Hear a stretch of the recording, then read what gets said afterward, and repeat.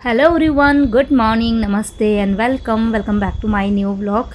सो हमेशा की तरह व्लॉग की शुरुआत सुबह से ही हो रही है और सुबह के अभी जो टाइम हो रहा था वो हो रहा था 7:45 या 8 बजे का, ऐसे ही कुछ टाइम हो रहा है। और मैं यहाँ पर किचन में छोटे मोटे काम है वो निपटा रही हूँ और बाहर टीवी में जो भजन होते हैं वो चलते हैं, जो कि मुझे बहुत ज़्यादा पसंद है। और भी मम्मी जी बाबूजी भी हैं तो वो भी बहुत मन से सुनते हैं। और मुझे कई बार जैसे कमेंट भी आते हैं ना कि श्रद्धा आप इतनी एनर्जी से सुबह सुबह कैसे काम करते हो। मतलब ये एक कमेंट तो हमेशा मेरे हर वीडियो में शायद मिल ही जाएगा, कोई ना कोई तो करता ही है। तो मेरे सुबह सुबह एनर्जी का जो मेन रहेगा ना, आप समझ लो कि मोटिवेशन समझ लो काम का ना, तो वो होते हैं भजन। मैं सुबह सुबह जो एकदम आध्यात्मिक भजन होते हैं ना, जो स्लो म्यूज़िक वाले होते हैं, वो मुझे बहुत पसंद आते हैं। बस वो मैं ज़रूर चलाती हूँ। तभी तो खैर मम्मी जी बाबूजी है तो वो भी बहुत अच्छे से सुनते हैं। तो सुबह सुबह मैं जैसे ही उठी थी ना, तो उठने के बाद में अभी जैसे मम्मी जी भी हैं तो जैसे पूरे घर के अंदर झाड़ू उन्होंने निकाल दिया था, तो मैं फिर सीधे ही किचन के अंदर ही आ गई थी। और फिर उसके बाद में भजन तो उठते से ही मैं चालू कर देती हूँ। तो एक घर में ना पॉजिटिविटी रहती है। घर में अगर आप सुबह सुबह ना भजन चालू कर दो तो अच्छा लगता है। चलो कोई रहता है।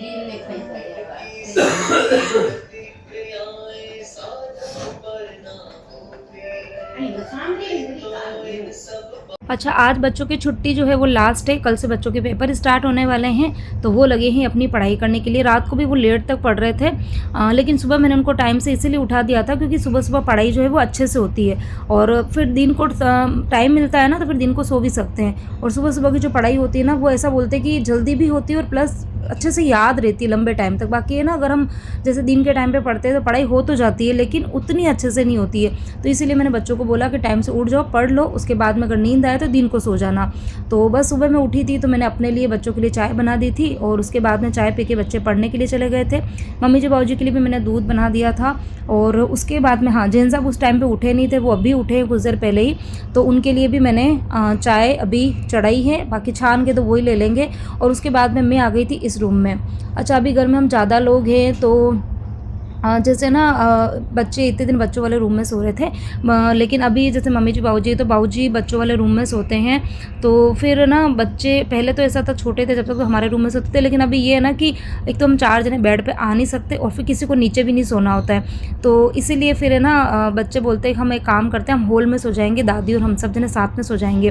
तो अभी आपने यहाँ पर जो अभी मैं जो ये फोल्ड कर रही थी ना बिस्तर, क्विल्ट, यही वाला मैंने ना बिछा के रखा हुआ था। ये काफ़ी बड़ा है, मतलब पूरे 6x6 साइज़ का है। और साथ में एक सिंगल वाला भी मैं और बिछा देती हूँ ताकि लंबा चौड़ा पूरे ही हॉल में बिस्तर हो जाते हैं, ताकि आराम से ही तीनों जने सो जाते हैं। तो सुबह सुबह बहुत सारा टाइम जो है वो आजकल बिस्तर को मतलब फोल्ड करना, उनको अरेंज करना, क्योंकि वही है ना कि जगह कम है, जगह ज़्यादा होती है तो काम जल्दी जल्दी हो जाते हैं। अब इतना बड़ा जो ये मैट्रेस होता है, मतलब इसको ना फोल्ड करके अलमीरा के अंदर रखना है तो इसको बहुत अच्छे से सलीके से फोल्ड करना पड़ता है, नहीं तो फिर वो ना मतलब अलमारी में बीच में आके अटकेगा। तो इसीलिए फिर मैंने उसको अच्छे से फोल्ड किया। और अभी ये वाला जो आपने मैट्रेस देखा था, मतलब क्विल्ट वाला, तो इसके बारे में भी मुझे किसी ने पूछा था कि ये कहाँ पे मिलता है। तो ये है वैसे हमारी शॉप का है, लेकिन आजकल मैंने देखा अमेज़ोन पर भी इस तरीके के क्विल्ट के जो ये फोल्डेबल बिस्तर होते हैं ना, ये बहुत ईजिली मिल जाते हैं। और मुझे ये बहुत सही लगते हैं क्योंकि एक तो इनमें वज़न नहीं होता है और प्लस मतलब कितनी भी आप बड़ी साइज़ के भी ले लोगे ना, तो भी ये थोड़ी छोटी सी जगह में भी मतलब कहीं पर इनको आप ना रख सकते हो अरेंज करके। तो जैसे ना गांवों में तो बड़ी बड़ी जगह होती है, बड़े बड़े घर होते हैं, लेकिन जैसे सिटियों में आजकल फ्लैट सिस्टम चल गया है तो बहुत ही लिमिटेड जगह होती है, फर्नीचर के अंदर चीज़ें रखनी होती है, तो फिर कम जगह में हमको चीज़ों को रखना है तो इस तरीके से थोड़ा सा जुगाड़ करना पड़ता है। और मुझे ये सही भी लगता है। गुड मॉर्निंग एवरीवन, अभी जस्ट आई हूँ मंदिर जाकर। मैं पहले चली गई थी क्योंकि खाना जो था वो मुझे आने के बाद बनाना था, तो इसलिए मैंने सोचा पहले मंदिर जाके आ जाती हूँ, उसके बाद में आके खाना बनाऊँगी। और मम्मी जी बाबूजी जैन साहब ये तीनों अभी मंदिर गए हैं और फिर जैन साहब खाली उनको मंदिर में दर्शन करेंगे, वहीं छोड़ देंगे और वो चले जाएंगे शॉप पर। उसके बाद में वो उनकी पूजा पाठ जो भी रहेगा 1-1.5 घंटा वो करेंगे, फिर सब लोग साथ में आएंगे। और अभी बस मैं अभी जस्ट आई हूँ, 1 मिनट 2 ही मिनट हुआ है। बच्चे पढ़ रहे थे सुबह से, अभी ये क्या कर रहे हैं, ये खा रहे लड्डू, और इतना जोर आता है इनको लड्डू खाने में ना, वो देख लो। हाँ, तो इधर उधर कहीं पे भी डालना नहीं। हाँ, पर इधर हो गया, प्लेट चेक करा, प्लेट चेक करा, नहीं उसमें पड़ा है ना थोड़ा सा, बताना मुझे पूरी प्लेट, मतलब इतना सा तुमको रखना ही होता है। हाँ, पूरा इकट्ठा करके खा लेना, ड्राई फ्रूट ही तो है, इसमें क्या है। हाँ है, ये देखो छोटा छोटा चूरा, वो भी नहीं रहना चाहिए ना, बिल्कुल नहीं रहना चाहिए, वेस्ट बिल्कुल नहीं करना है खाने को। अभी क्या ढूंढ रही है तू वैसे? कुछ खाने मतलब लड्डू खाने के बाद में कुछ खाने का चाहिए, बोला लड्डू खाने में नहीं आता है, अभी कुछ खाने को चाहिए। तो वो देखो वो डब्बे खोलेगी और डब्बों में जो निकाले कैसे दिखाओ। सब कुछ दिखाऊंगी। खाती वाती ऐसे कुछ नहीं। हाँ खाती वाती कुछ नहीं है। अच्छा तो डिब्बे ऐसे ही खाली होते हैं। मैं तो घर में ओए मम्मा। खाती हूँ। तो चलिए अभी 2-5 मिनट पहले मैं बैठूंगी, उसके बाद में। हाँ और अभी गई थी ना, तो ये देखो ये सब्ज़ी भी लेकर आई। 2 दिन से एक्चुअली सब्ज़ी मैं लेने जा रही हूँ, लेकिन वो ये सब्ज़ी मुझे ढंग की दिख ही नहीं रही है। तभी मैं सुबह सुबह सब्जियाँ एकदम फ्रेश थी तो 2 सब्जियाँ लेके आई हूँ। लाऊंगी तो मैं शाम को ही, वॉक करना भी हो जाता है, सब्ज़ी का काम भी हो जाता है। तो चलिए अभी जाती हूँ किचन में और खाने की तैयारी करेंगे। बाकी नहीं होगा। ममरा कहाँ से रहेगा? तुम लोग ममरा ही खाते हो। खत्म हो गया तो क्या आएंगे उनको भी चाहिए था।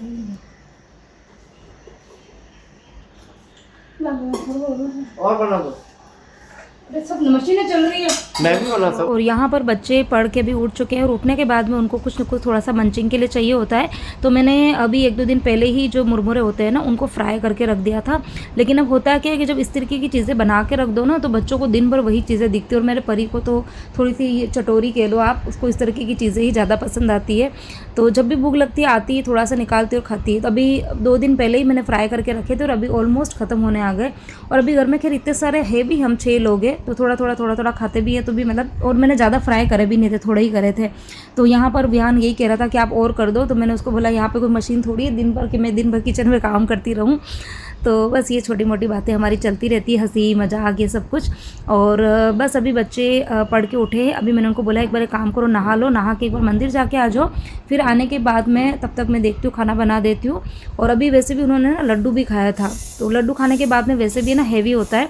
अच्छा किसी ने ये पूछा था कि ये बच्चों को लड्डू देते हो, कौन सा लड्डू है?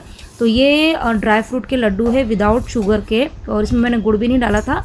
ड्राई फ्रूट एंड डेट्स ये सारी चीज़ें मिला के मैंने लड्डू बनाया। डिटेल रेसिपी मैंने अपने चैनल पे शेयर करी हुई है, आप जाके वहाँ पर चेक कर सकते हैं। और सर्दियों में तो ये बहुत ही अच्छे, आप बहुत ही हेल्दी लड्डू आप बोल सकते हो।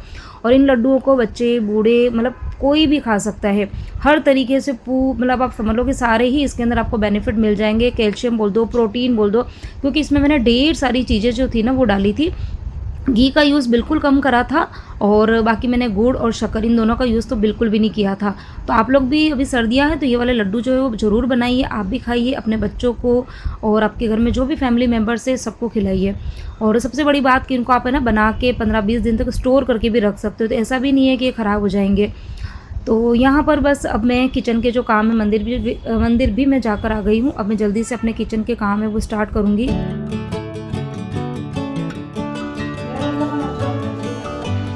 मकैन की और भी हाँ और आई किसके हाथ में? तो फारिया सरो कौन है? अच्छा, जिस चीज़ का डर था ना वही चीज़ हुई, और ये मैं आपको क्यों बोल रही हूँ वो मैं आपको अभी आगे बताऊँगी। और यहाँ पर देखो मैं मंदिर जल्दी जाके और जल्दी आई इसीलिए थी क्योंकि एक तो आज थोड़ा सा लेट हो गया था, और फिर उसके बाद में ये था कि मैं फटाफट से मंदिर के दर्शन करके एक बार आ जाती हूँ। और आने के बाद में मैं खाने की तैयारी करूँगी और खाना वगैरह बनेगा, तब तक जैन साहब मम्मी जी ये सब भी मंदिर से आ जाएंगे। तो मतलब वो जैन साहब क्या करते हैं कि मम्मी जी बाबू जी को लेके जाते हैं मंदिर, मम्मी जी को वहीं मंदिर में छोड़ देते हैं, और फिर उसके बाद में वो पूजा करते हैं और भी उनको कुछ पाठ वगैरह करना होता है, तो 1-1.5 घंटा लगता है। तो जैन साहब मंदिर के दर्शन करके बाबूजी को लेके शॉप पे चले जाते हैं। फिर उनके शॉप पे वो छोटे मोटे जो भी काम होते हैं मॉर्निंग के थोड़े बहुत वो करते हैं, तब तक उनको भी 1-1.5 घंटा होता है। उसके बाद में वो मम्मी जी को लेके घर पे आ जाते हैं, मतलब मम्मी जी बाबूजी ये तीनों आ जाते हैं, और तब तक मेरा खाना भी बन जाता है। तो ये हमारा रूटीन रहता है। तो मैं यही सोच रही थी कि चलो ये लोग आएंगे तब तक मैं खाना तैयार कर दूँगी। बट मैं घर पर आई, आने के बाद में खाली मैं 5-10 मिनट बच्चों के साथ में थोड़ी देर बातें कर रही थी।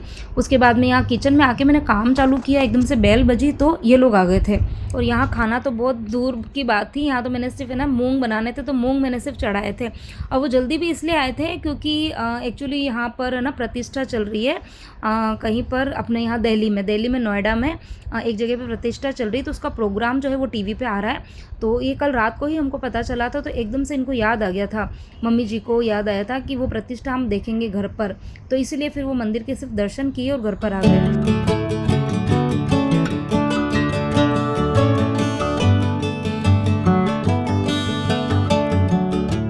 यहाँ पर मैंने कुकर में मूंग चढ़ा दिए हैं। एक तरफ मैंने चावल जो थे वो भिगो के रख दिए और आटा लगा रही हूँ यहाँ पर। और मूंग भी मैं 2 तरीके के बनाऊँगी, एक तो बनाऊँगी मैं सूखे वाले और एक बनाऊँगी मैं पानी वाले, जो कि चावल के साथ खाएंगे।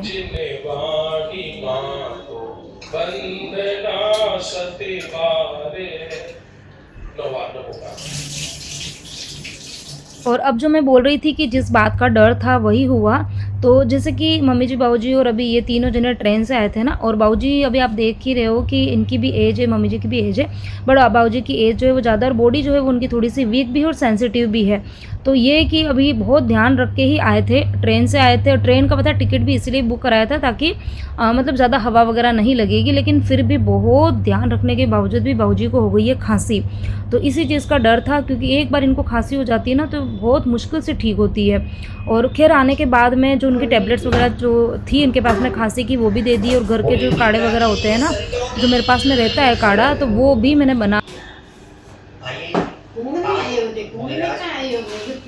ये एज ही ऐसी होती है ना कि इसमें जितना ध्यान रखो उतना अच्छा है। थोड़ी भी अगर लापरवाही होती है ना तो दिक्कत हो जाती है। तो यहाँ पे लापरवाही तो कुछ भी नहीं हुई थी, लेकर मतलब उनको लेकर भी आए थे ना तो बहुत ध्यान से ही लेकर आए थे। और यहाँ पे आने के बाद में भी, क्योंकि यहाँ तो मौसम ऐसा कुछ था नहीं, लेकिन फिर भी वही है ना कि राजस्थान में बहुत ज़्यादा ठंड थी, यहाँ पर हो रही है गर्मी। खैर अब तो जाके थोड़ा सा मौसम ठीक हुआ है, लेकिन जिस दिन ही आए थे उस दिन तो बहुत ज़्यादा गर्मी थी। तो हो सकता है उसकी वजह से हुआ हो। तो अभी उनका पूरा मतलब ये कि काढ़ा वगैरह भी दे रहे हैं, टैबलेट्स भी चल रही है, सब कुछ ध्यान रख रहे हैं।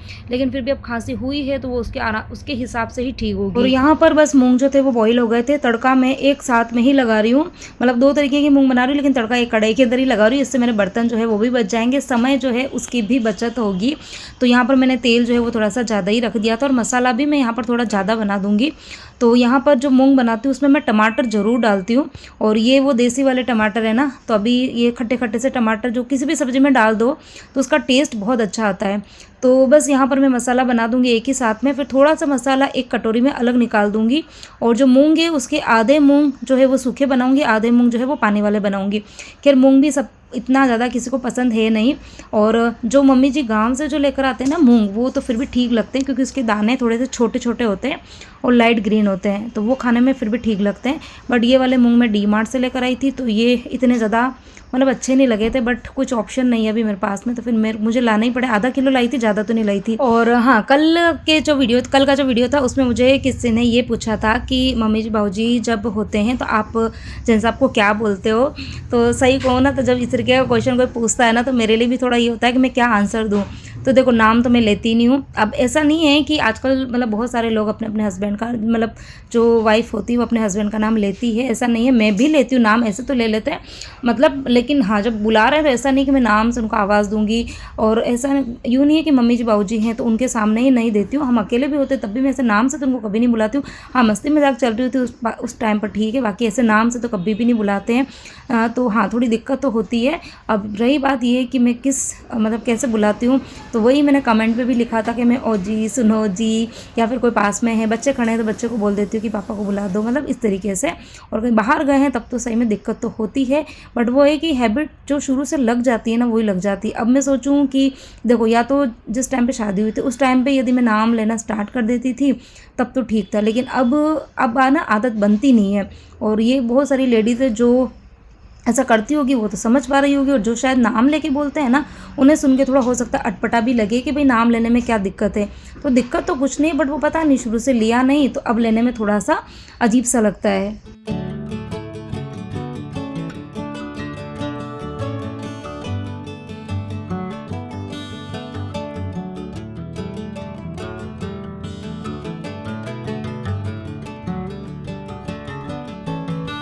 तो यहाँ पर मूंग बन चुके हैं, पानी वाले भी बना दिए, सूखे वाले भी बना दिए हैं, और यहाँ पर चावल भी बन गए थे। और अब बारी आती है रोटी बनाने की।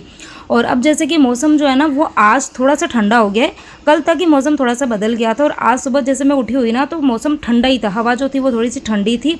और अब जैसे ऐसा मौसम होता है ना तो फिर एकदम से जैसे मक्की की रोटी हो गई, ढोकले हो गए, तो सर्दी वाली जो फीलिंग होती है ना वो आने लग जाती है।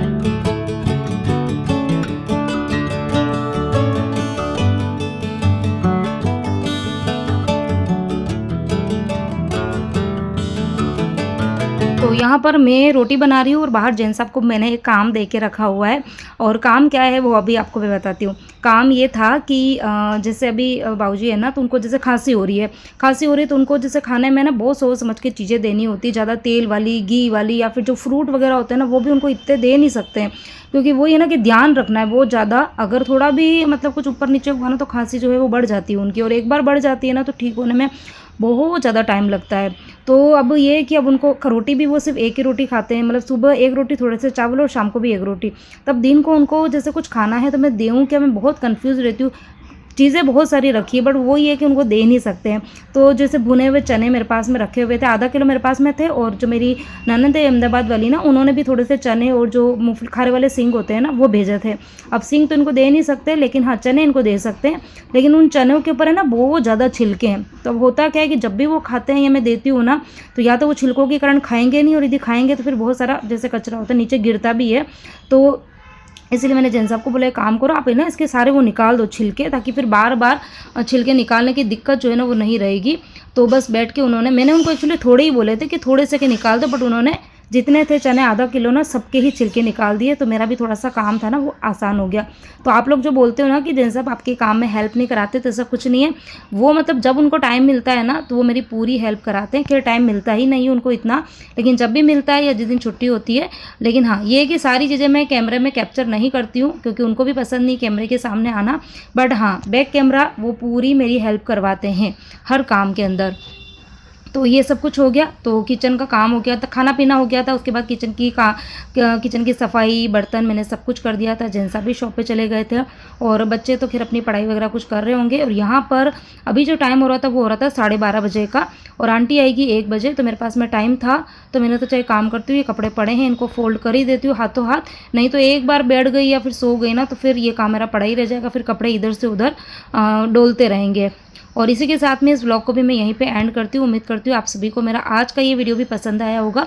वीडियो पसंद आया है तो आप सभी से रिक्वेस्ट है कि वीडियो को आप लोग लाइक ज़रूर कीजिए, और एक छोटा सा कमेंट करना मत भूलिए। चैनल पे नए हैं तो चैनल को सब्सक्राइब जरूर कर देना, और हाइप बटन यदि आप लोगों को मिला है कमेंट सेक्शन के पास में ही रहता है, तो आप लोग हाइप ज़रूर कीजिए। और मेरे व्लॉग्स आपको कैसे लग रहे हैं ये कमेंट्स के थ्रू मुझे बताना ना भूलें।